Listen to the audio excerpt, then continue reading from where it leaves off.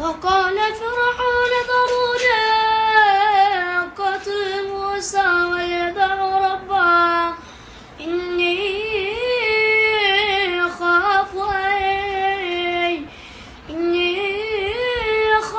أن يبدل دينكم ويظهر في الأرض الفساد.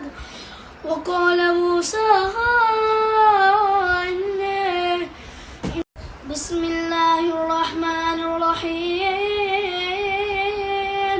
قد سمع الله قول التي تجادلك في زوجها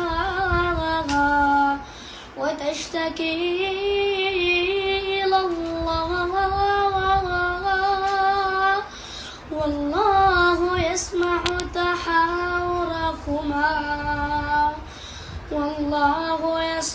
تحاوركما إن الله سميع بصير.